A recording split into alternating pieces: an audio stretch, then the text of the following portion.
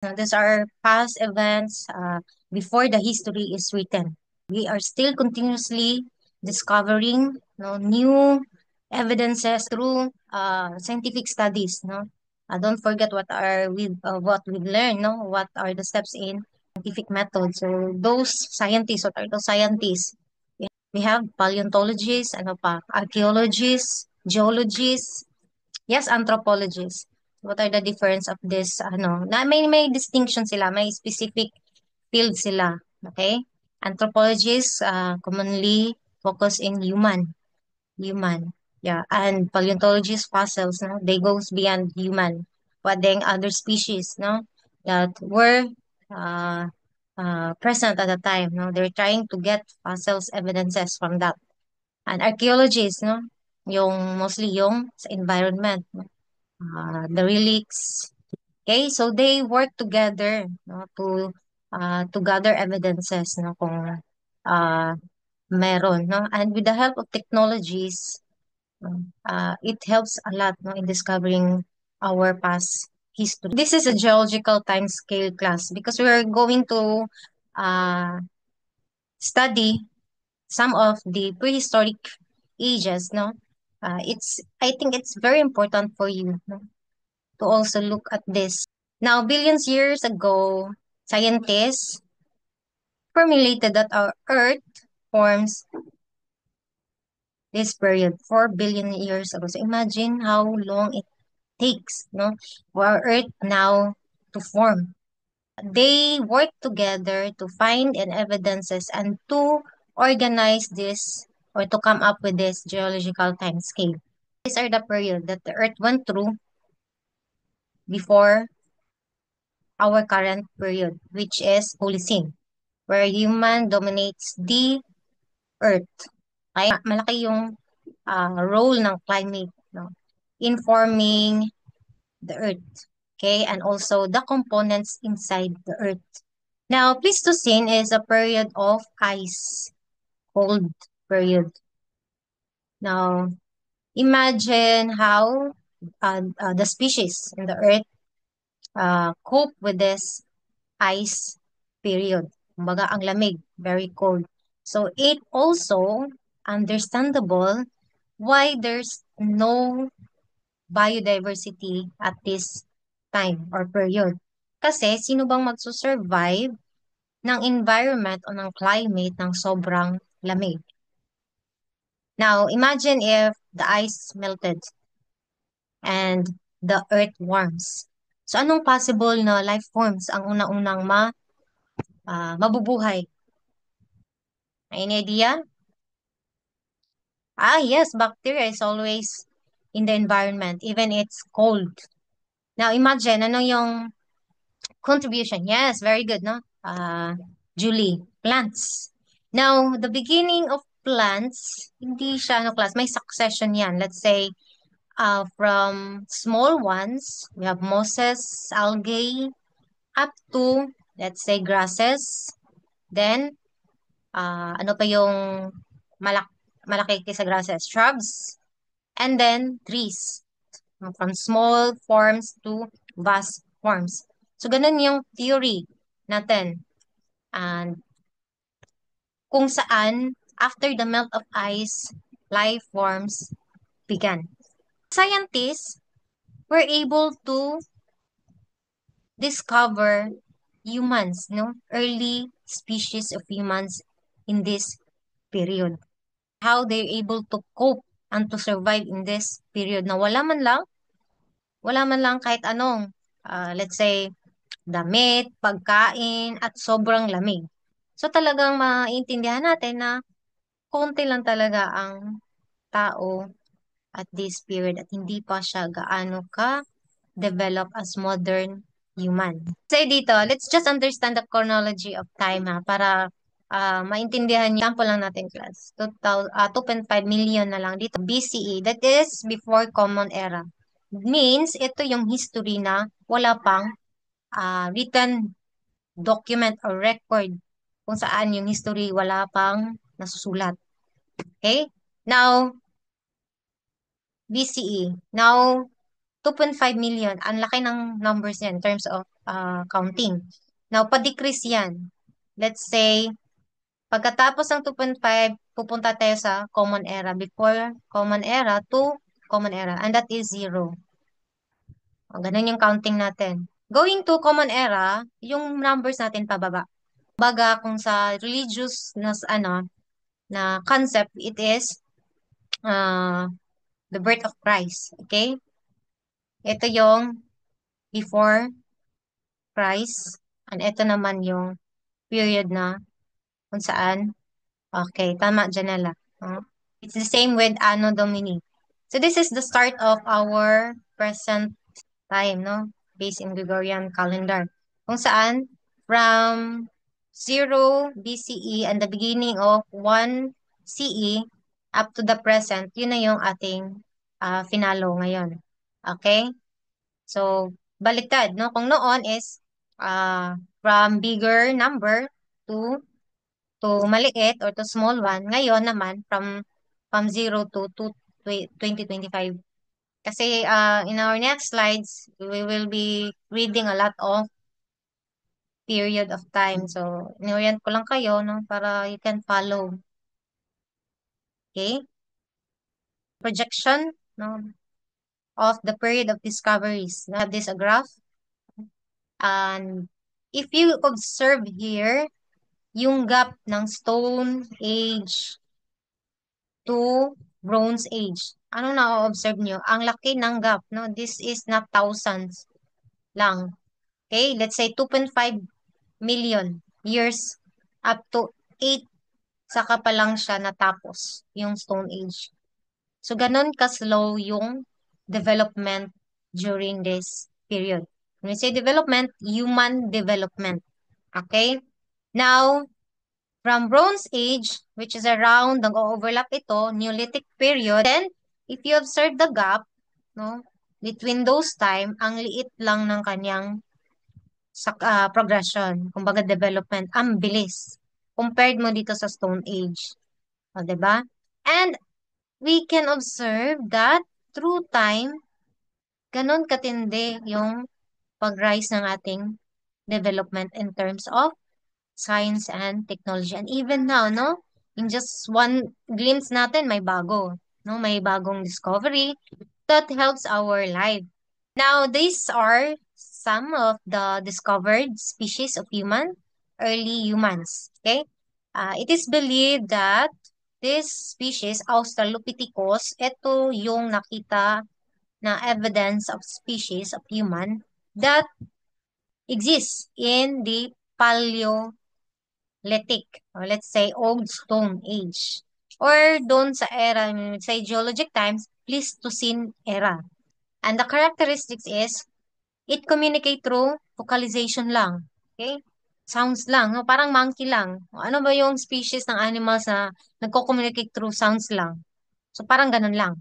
Now, teeth and jaws are designed for crushing. So, ito naman yung adaptation niya in hunting or eating or feeding. Okay? And doesn't possess rational thinking. Now, we have a theory in biology, class, that theory of Darwin, the evolution, and we have in the evolution, we have the concept there, the important concept of adaptation. Okay? Kung genetically, we are made of this kind of genes, but through time, because of adaptation in environment, we develop new traits that will be part in our genes. Pero, it will take years, no? Kumbaga, hindi siya mabilis, no? Ma-incorporate in our genes. It takes time. Also, at your in biology, yung disuse, try to correct me class. Yung hindi natin nagagamit na traits or features natin physically, yun yung mga nawawala. But those characteristics, physically, mentally, no, that were being used, no, in adaptation of environment, ito yung mas nag-grow or na-evolve. So, ito yung mga scenario of the evolutions of species. And even in the other species, di ba? Okay, it's very interesting, no? Now, the next species of human that they discovered is the Homo habilis, no? Somewhere in the period of Mesolithic. It is more complex. So this one, they developed some skills, okay? Creation of stone tools allowed Homo habilis to think and expand their skull. Yung adaptation nila kasi we need, no, as human that has a brain, no? Siguro this time, no, itong Homo habilis Australopithecus, no, ang liit lang ng utak, no? Say parang utak lang ng bata. And then eventually, nung nangyari, nag-develop siya. And then later part, Homo habilis. Next is Homo erectus. Now this one has a double its cranial capacity than Homo habilis, which allowed to perform more complex activities and express emotions. And our close, no, species of modern human are this one, Homo sapiens. Speech developed, giving humans a large verbal memory and new capacity for cognition and analysis. Okay? Now, what are the characteristics of SNT in ancient times? They have earliest conquests, such as the stone and the fire. Okay? Stone, these are the tools that have been first recognized as technology. And fire, following, una pa rin sa stone class, no? Uh, Later na si fire na discover nila that they can use that one. Now, what do you think are the ways how they were able to discover the stone or the fire? And that lead them, no, to discover stone is what? Is their need to survive, no, and to eat. Ito lang yung ano nila, means at this period, no, for their survival, no. Kaya nga meron din tayong uh, out of the need, no, we can discover something, or out of that problem that you identified by observing in the environment, you can discover something, and that is how this stone and fire were discovered. Some literature class indicate na yung pag-discover ng fire accidentally by crushing the stones together, 'di ba? Meron tayo niyan in our Girl Scout and Boy Scout na mga activities. No, we're not given any materials, no, to create fire, no. Pinapaano sa atin kung paano gamitin yung stone, no, and how you can make a fire out of it. Now, yung fire naman, by observing also the environment, let's say yung lightning, no, uh, they have this assumption that the early human observed lightning, and then some part that were hit by lightning, nag-cause ng fire, let's say forest fire, and then they discover that fire can be used, no, in their daily means. Okay? Now, what are the other characteristics? We're talking about here the whole duration of ancient, ancient times, or let's say prehistoric period. It was characterized by hunting and gathering, or foraging, yung pag-gather lang. What else? And in the later part of ancient time, let's say Neolithic period, the people or the early humans begin to learn farming. So dito na yung nag-start ng agricultural revolution, where they uh, physically learn, no, to settle in one place. Hindi na sila transfer in one place to another as nomads people. Now, by the end of the Stone Age, here comes the Metal Age. Dito na mas nag-improve yung buhay ng mga unang tao, where they able to discover minerals or metals, and then mix that one. Let's say this one, no, copper to 4,200 BC. So, medyo malayo-layo na sa period ng Old Stone Age, no? Pausbong na ang civilization dito. At that means marami na rin yung tao. Hindi, well, not comparable with our numbers now. but enough for them, to start, a village, a society. Civilization began to arise, such as manufacturing, trading, villages have rulers, and etc. Okay, this ancient time is called Stone Age because people made their tools and weapons from stone. Okay, now let me check. Okay, for Stone Age, ano yung characteristics natin? Wala masyadong ano class, no? Wala masyadong differences, but they found distinct pero hindi gaano sabi natin kalayo yung mga characteristics nila. Let's say from Stone Age, I mean from old Stone Age to Mesolithic, yung characteristics pa rin nila is hunting, nomadic people. What are these nomadic people? They go for hunt and gather, no? Gather whatever they can take, no? And no accumulation private property and wealth. Now live in 30 to 50 members. So this 30 to 50 members probably during Neolithic kasi dito mahirap na silang mag-migrate, masyado nang malaki yung kanilang members or let's say yung tribe nila. Now, creates tool using stone. So, may mga rituals din sila. And we have also rituals even now, although medyo modern na tayo. Okay? They also find artistic mga evidences in the cave or stone. No? So, this is an example here. We have the first painting in the world. So imagine that one. And now if we could see all this stuff now, may meaning, may value ba siya sa atin? Now pottery was invented, probably during Meso and Neolithic. Now they also have a knowledge in different types of soils and their properties. For sure, this is in the period of Neolithic. And man used fire to warm the body on cold nights.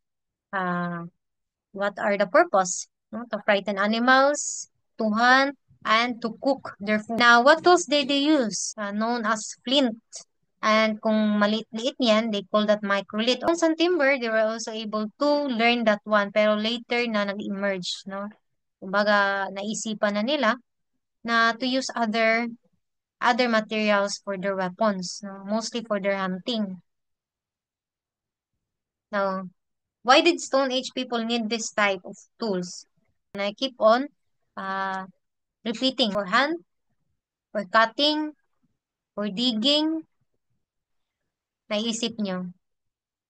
Okay, Janela said, no? To survive and adapt to their environment. No, yes, tama.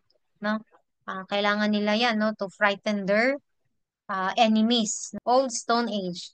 Again, no, this is a period started 2.5 million BCE and lasted 10,000 BCE. They hardly find evidences. No? Even stated here na wala silang mahanap na evidence of human. We find that there were people in Ireland 7,000 before Common Era. When it came to an end, the ice melted and the sea level rose. Now imagine our Earth, no, million years ago. Para lang siyang the Pangaea. No? And through geologic activities such as tectonic plates, no, and other activities, no, inside of our core. It slowly break these landforms. So, ito din yung nangyari. Yung mga landforms probably na wala pang tubig, nagka-fill in ng tubig. Kaya meron tayong water bodies. And then, that start of new plants and animals came to Ireland from Britain and the continent. The same lang din yan, class, no? We may have the examples in Britain, but we, as a one geographic noon, no, landform, parehas lang din ang mga scenario na nangyayari. Okay? Although, common kasi yung ice in temperate and pole areas. How do you think the first people came to Ireland? They could traverse land through walking or using the animals. When the ice melted, syempre may mga water bodies. And this one is one of the oldest, no, boat that they invented. And imagine skin-covered boat. Di ko to ma-imagine kasi anong hitsura in actual. Skin-covered boat. Bakit nila naisipan yan? And dugout canoes. So imagine how unsafe this one. At lalong-lalo na pag during typhoons or storm. Kasi syempre, hindi naman siguro din sila maglalayag or pupunta sa kabila kung may typhoon. But imagine that one. Uh, Talagang risky. No? Now, in Mesolithic or Middle Stone, which is hindi na gaano man katagal, first people in Ireland were discovered. Earliest known human settlements as well. And one is uh, this one showing people of Mesolithic origin. One site in Sandal. This is somewhere in Ireland class. Now, what are the characteristics? No, kasi this is still Stone Age. So the same pa rin halos, no? Walang pinag-iba, although improved a little, but they're still hunters and gatherers. Okay? Uh, this is just a picture, no? Now, you just imagine lang, no? Ang sasarapan ng kanilang, no? Kasi fresh compared to us now. No? Halos hindi ka na makakita halos ng fresh. But the cons naman dito is hindi nila na-preserve yung kanilang mga pagkain. Kasi nga wala ang technology to preserve. They don't even know the salt at this period, no, as the oldest, no, way to preserve the food. Now, how did people live? Now, in Mesolithic, no, and this is the period where the ice melted as well. No, then they discover pwede silang manirahan sa rivers, lakes, or near in the ocean. Tingnan niyo yung houses nila, no? Parang sa isang ano lang, typhoon, isang storm, anong mangyayari? Now, this is light materials. Now, imagine that one, no? Out from brushes lang and leaves. No? Tali-tali na, o bahay na yun. No? In the center of the house or hut was a fireplace. So this is common because they have winter. People live in pointed huts made from timber, posts, and twigs covered in the suds and earth or animal skin. Ganun lang kasimple ang buhay noon. Now, what did they wear? Obviously, they probably wore animal skins as well. Yung coming from their hunt. Now, in the Neolithic or what we call New Stone, we have here the difficulties arising from the crisis of the hunting economy lead to an intensive search for new foods. Ba't kaya nag-scarcity sila dito this period? Na konti pa naman sila.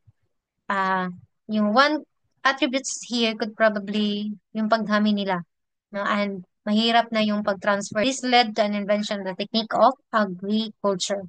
So this period between the first invention of agriculture and the founding of these cities. Now, hindi lang yung kanilang pag-improve sa agriculture, but also they able to build village and they also learn to domesticate animals. What was the difference between Mesolithic and Neolithic houses? So nakita natin yung Mesolithic na parang tinatagpi-tagpi na lang. But this period sa Neolithic, they're able to build stronger houses and bigger houses. Kasi nga, lumalaki na sila. And then they also learn to stock their food. Uh, so they have to build, no, a bigger house.